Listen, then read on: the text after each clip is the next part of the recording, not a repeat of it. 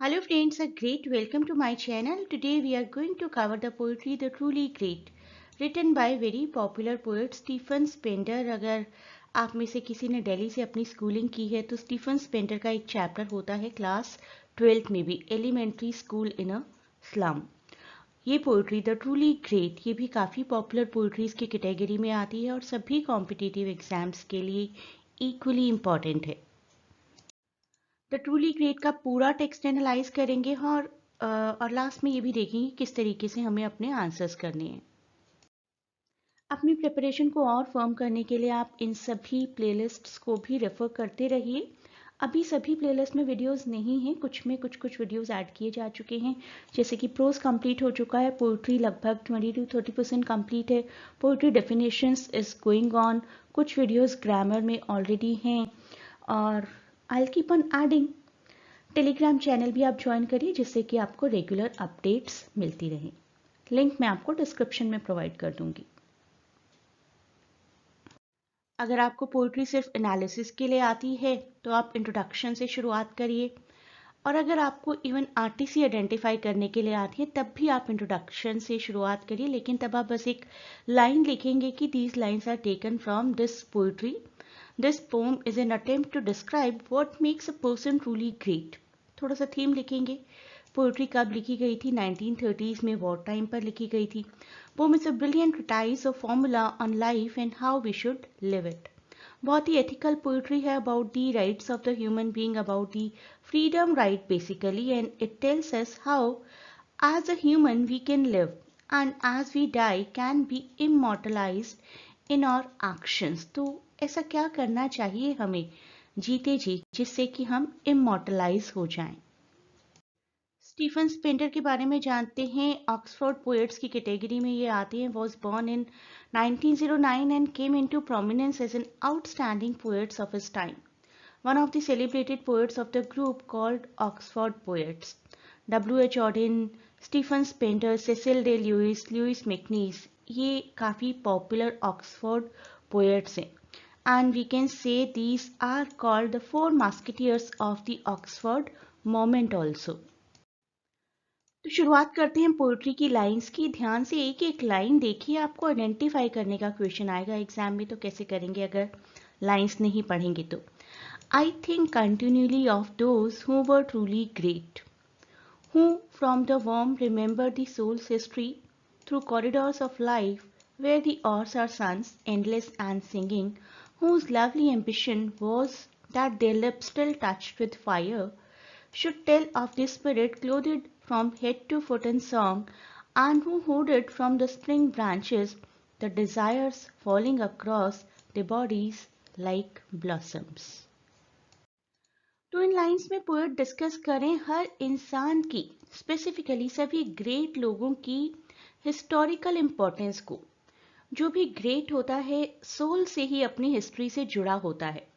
He indicates that historically significant people are actually always linked to the past. तो past हमेशा present से जुड़ा होता है।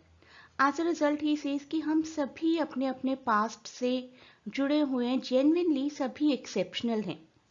पोइट्री जैसे जैसे आगे बढ़ती जाती है क्लियर होता जाता है कि how closely everyone is related to nature.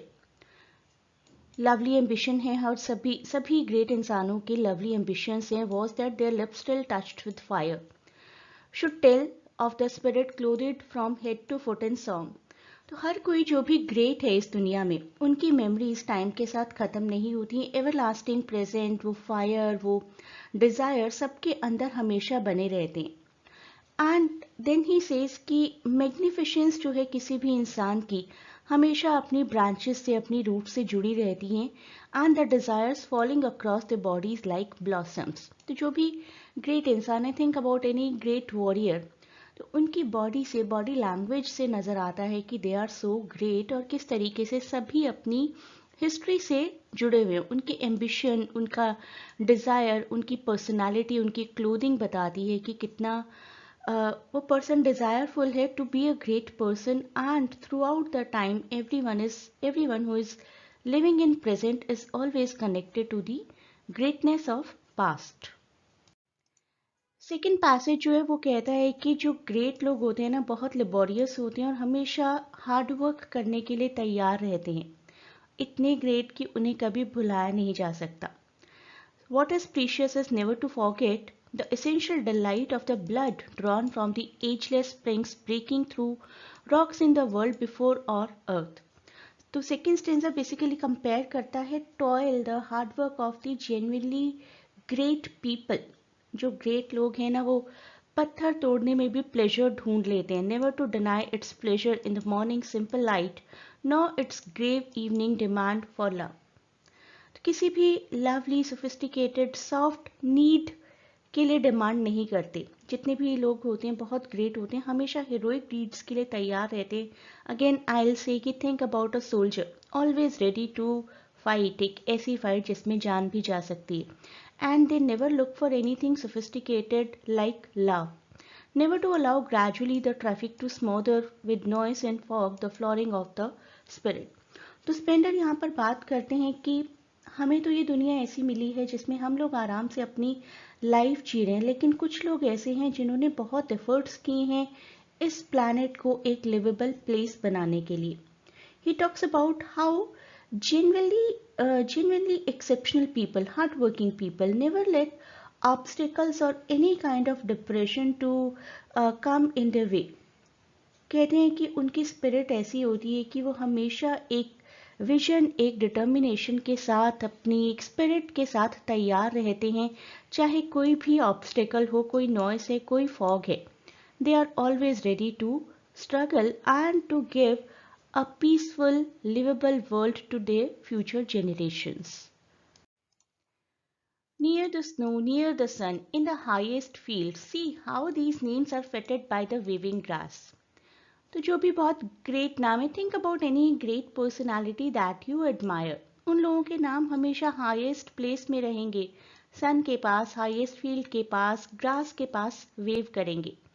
And by the streamer of white cloud and whispers of wind in the listening sky. तो नेचर का सिंबॉलिज्म लिया है. जो भी लोग ग्रेट है, कोई भी पर्सनैलिटी, XYZ पर्सनैलिटी आपको ग्रेट लगती है, थिंक अबाउट दैट. बादलों में उनका नाम रहेगा, आकाश में उनका नाम रहेगा, ग्रास में उनका नाम रहेगा, फील्ड में उनका नाम रहेगा, सन में उनका नाम रहेगा. The names of those who in their lives fought for life, who wore at their hearts the fire's center. Born of the sun, they traveled a short while toward the sun and left the vivid air signed with the honor. आज हम बहुत सारे लोगों की history पढ़ते हैं, हम बहुत सारे एंशियंट किंग्स के बारे में पढ़ते हैं. हम अगर लिटरेचर की बात की जाए, we read about Jane Austen, we read about Shakespeare, we read about Aristotle, we read about Plato. इनको भी हम ग्रेट कह सकते हैं. उनका नाम आज भी हर जगह मौजूद है. उनकी डेथ के इतने हजारों सालों के बाद भी हम लोग उन्हें याद करते हैं. दैट मीन्स कि अपने ऑनर से उन्होंने इस एनवायरनमेंट को साइन किया हुआ है. They fought for life, they did something extraordinary to be called the truly great. अब एक बार क्रिटिकल एनालिसिस कर लेते हैं इस पोइट्री का. आपको डायरेक्ट क्रिटिकल एनालिसिस भी आ सकता है एग्जाम में, तो आप थोड़ा सा पोइट्री का इंट्रोडक्शन तो देंगे ही कि this is the poetry written by this person and written during this era और समथिंग लाइक दैट, जैसा मैंने आपको शुरुआत में बताया. उसके बाद आप थोड़ी सी थीम लिखिए. Poet says that truly great men can be simple as long as they are filled with the passion of action and belief. तो जो भी ग्रेट लोग होते हैं बहुत शो ऑफ नहीं करते हैं, सिंपल होते हैं, अपने एक्शंस में बिलीव करते हैं. The nature hue of resolution cannot be sickled over with thought and must always behold the name of action throughout the entirety of our life. तो जो भी एक्शन हम लोग लेते हैं, हमारे एक्शंस हमारा साथ देते हैं. सिंपल वर्ड्स में बोला जाए, इंडियन मैथोलॉजिकल वर्ड्स में, तो इट इज़ कर्मा. हम कहते हैं ना कि action speaks better than words. तो हम लोग जो भी करते हैं, जो भी बिहेव करते हैं, वो हमारे साथ हमेशा रहता है. That behaviour is something which makes us eternal. तो ग्रेट मैन बिलीव तो करते हैं, उसके साथ साथ एक्शंस भी लेते हैं. ऐसा नहीं है कि साइलेंटली बैठ जाते हैं, सिर्फ फिलोसफिकल व्यू पॉइंट्स अपने एक्सप्रेस करते हैं, जो कहते हैं वो करते हैं. और ये पोइट्री किस स्ट्रक्चर में लिखी गई ये भी आप देखिए. पोइट्री फ्री वर्ड्स में है, कोई राइम स्कीम नहीं है, कोई पैटर्न नहीं है. इसके बाद आप पोइट्री की थीम को थोड़ा सा और एक्सप्रेस कर सकते हैं और पोइट्री की स्ट्रक्चर को भी. तो स्टेंजास बता दीजिए कितने हैं। 3 स्टेंजास है। First stanza tells what is great about these artists, these people, the great people, and second points a lesson and states what it is these people are fighting for and smothering of ignorance। और final stanza हमें बताता है कि किस तरीके से ये लोग इतने महान हैं कि हर जगह पर इनका नाम लिखा है। ऐसा लगता है कि पूरा एनवायरनमेंट इन्होंने अपने सिग्नेचर से फिल कर दिया है। द ट्रूली ग्रेट, ये हमारी पोएट्री का टाइटल है। अब देखिए यहाँ पर द वर्ड की क्या सिग्निफिकेंस है। The in the title of the poetry is a definite article suggesting that Spender is referring to specific people, वही स्पेसिफिक जो ग्रेट हैं। Truly creates a depth of feeling and emotion and portrays a sense of genuineness and sincerity। तो truly word में एक अपनी बात है, अपना वजन है। ग्रेट वर्ड तो अपने आप में ग्रेट ही है, जो कि पावर, इंपॉर्टेंस, सिग्निफिकेंस का एक सिंबॉलिज्म है। फर्स्ट पर्सन में लिखी गई है पोएट्री।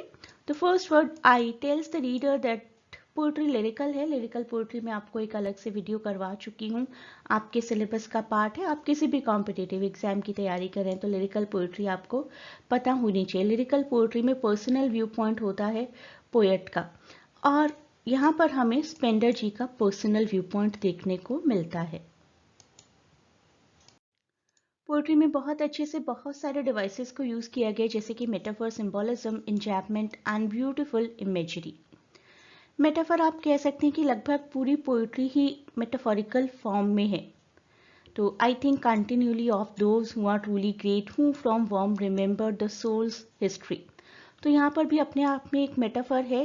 रियलिटी में nobody remembers the history, but यहाँ पर मेटाफोरिकली बोला गया है कि जो लोग ग्रेट हैं अपनी हिस्ट्री से हमेशा जुड़े रहते हैं, अपनी हिस्ट्री को याद रखते हैं। देखिए यहाँ पर the bodies like blossom, simile का इस्तेमाल किया गया है। Breaking through rocks in the world before our earth, तो मेटाफोरिकली बोला गया है कि वो लोग हमेशा से मेहनत करते आए हैं। Even before the existence of this earth they were breaking through rocks. Enjambment है बहुत सारी लाइन्स में, यानी कि लाइन्स कंटिन्यू रह रही हैं अपनी एक लाइन में सेंटेंस एंड नहीं होता है, दूसरी लाइन में जाकर उस सेंटेंस का मीनिंग पूरा पता चलता है, तो हम उसको इंजैपमेंट कहते हैं। तो इंजैपमेंट लगभग हर लाइन में ही है। जैसे आप यहाँ देखिए, through corridors of light where the hours are suns endless and singing. Line end हो रही है, लाइन का मीनिंग एंड हो रहा है अपनी सेकेंड लाइन में जाकर, यहीं पर एंड नहीं हो जाता है। अगर सिमिलर लाइन में एंड हो जाता है then we do not call it enjambment, लेकिन अगर मीनिंगफुल बनता है पूरा सेंटेंस अगली लाइन में देन वी कॉल इट इंजैपमेंट।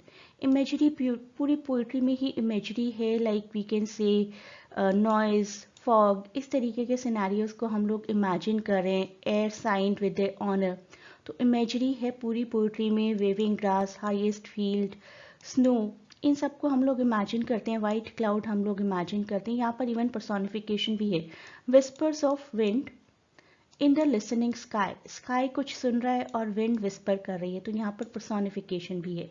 तो जितने लिटरेरी डिवाइसेस आप ढूंढ सकते हैं किसी पोइट्री में से, मैंने आप सभी को लिटरेरी डिवाइसेस बहुत डिटेल में करवाए हैं, उनको ध्यान रखिए। और हर पोइट्री को जब भी आप करते हैं डिवाइसेस को ढूंढने की कोशिश करिए, आपकी एनालिटिकल पावर बहुत ही इम्प्रूव हो जाएगी। तो ये इस तरीके से कोई भी लाइन आपको आ सकती है आइडेंटिफाई करने के लिए। अगर आ जाए तो आप क्या करेंगे, ये तो नहीं कह सकते कि हमने तो सिर्फ समरी पढ़ी थी, हम लाइंस आइडेंटिफाई नहीं कर सकते। तभी मैं आपको कहती हूँ कि आपको लाइंस पढ़नी है, डिटेल में पढ़नी है, कि देखते ही आपका पेन आपको कहे कि चलो लिखना शुरू करते हैं। This is the poetry, this is the line, this is the extract taken from so and so poetry written by this person, और बस लिखना शुरू हो जाए आप। दैट इज़ माई पर्पस, कि आपके दिमाग में, आपकी सोल में फीड हो जाए जो कुछ भी आप पढ़ रहे हैं। उसके बाद आप थोड़ा सा इंट्रोडक्शन दीजिए अपनी पोइट्री का, पोएट का, और फिर उन लाइंस को एक्सप्लेन करना शुरू कर दीजिए जिनके बारे में पूछा गया है। And last but not the least, do not forget to share and subscribe the channel. Provide your valuable feedback in comments.